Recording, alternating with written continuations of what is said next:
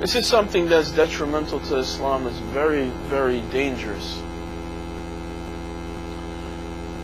And the same goes if someone were to inaccurately describe the events that happened at Karbala, or what Imam Hussein's mission was. And I have to address something that was mentioned on the by an alim, which was inaccurate, and was said that Imam Hussein alayhi salam committed suicide. A'udhu billah. This is a great insult to the Ahlul Bayt. This is a great insult to the believers and followers of the Ahlul Bayt. This is a great insult to the Prophet Muhammad sallallahu alaihi wasallam.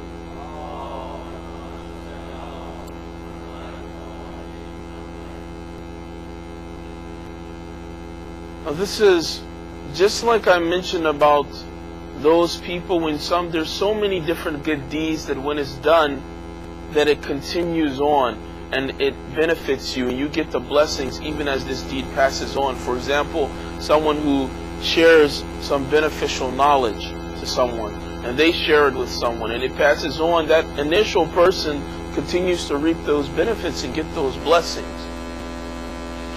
And I would mention in hadith the same thing about those people, especially who are on the level of ijtihad, who have become mujtahids, and they have given a fatwa about something, and someone has acted in accordance to that, and they share that information with the next person, and on, as far as this chain goes, they receive that reward and blessing.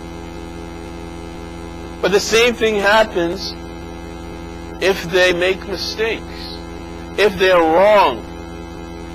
If they are wrong due to their own shortcoming, then that erroneous message that they sent out, this also passes on and on and on, and they are held liable for that as well.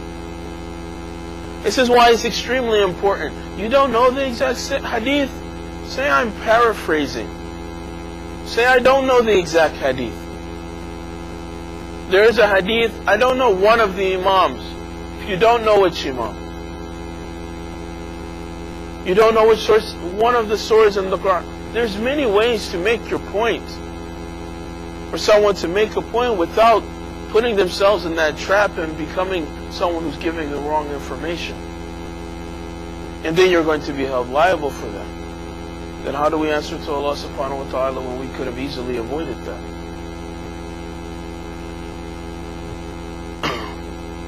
One of the things which is mentioned in Islam, it does talk about the rulings of suicide, and I will mention some hadith from our Imams about that.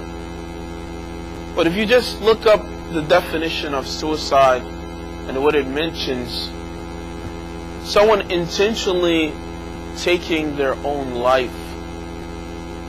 Someone intentionally takes his or her own life.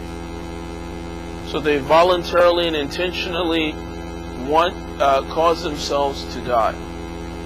This is suicide.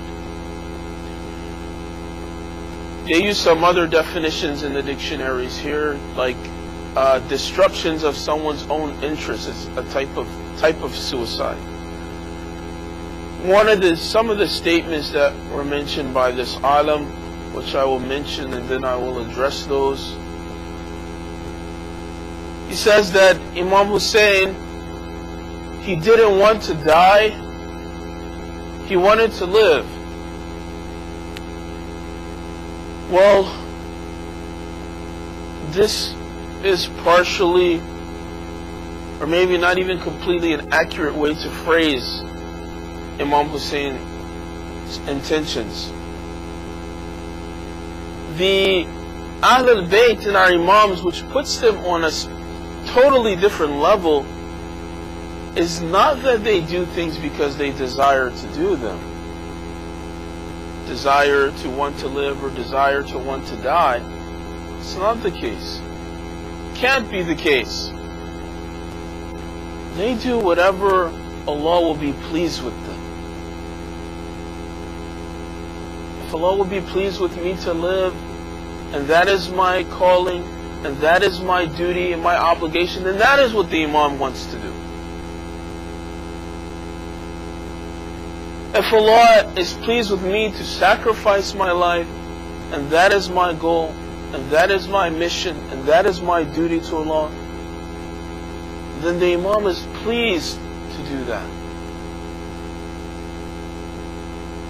There isn't any in the middle. The Imam says, I want to live. If living is your goal, then yes, like that alim said, he could have stayed in Medina, he could have stayed such and such a place, comfortable in his home. Possibly, he could have lived longer.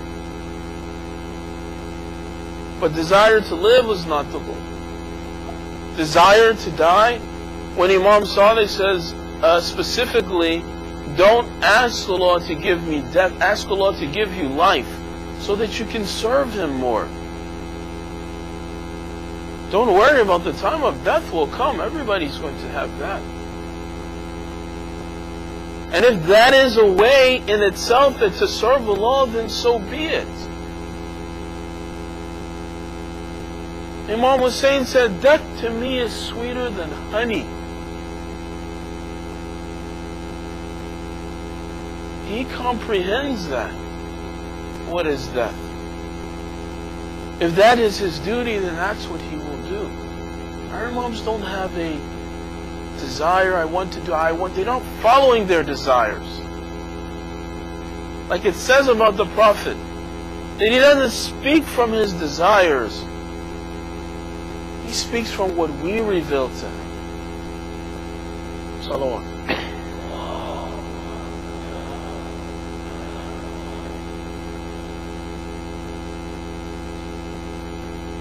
The scholar said that this was a honorable suicide,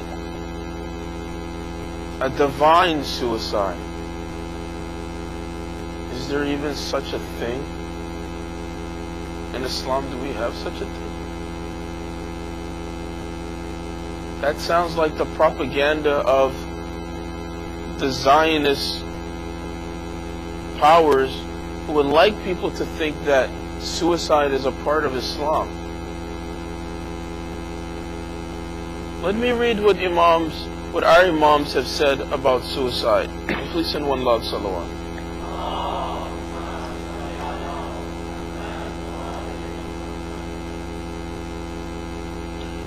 Imam Sadiq alayhi salam says,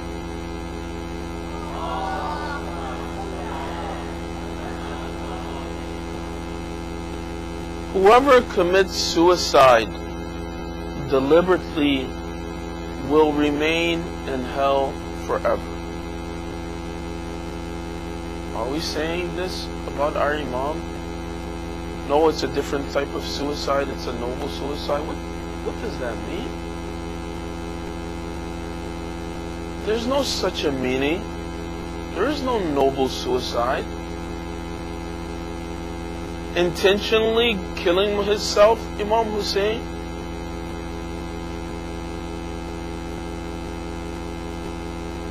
May Allah forgive this person for this mistake and this error in their speech. But this is completely wrong. And this is far from an accurate depiction of the events of Karbala. What does Imam Baqir alayhi salam say?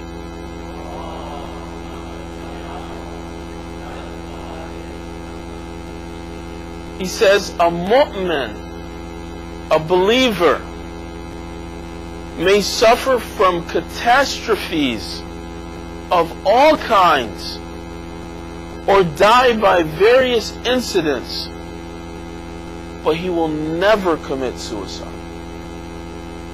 This is a mu'min. Do we have any doubt that Imam Hussein was the epitome of a believer? Is there any doubt at all? Yes, he will suffer the catastrophes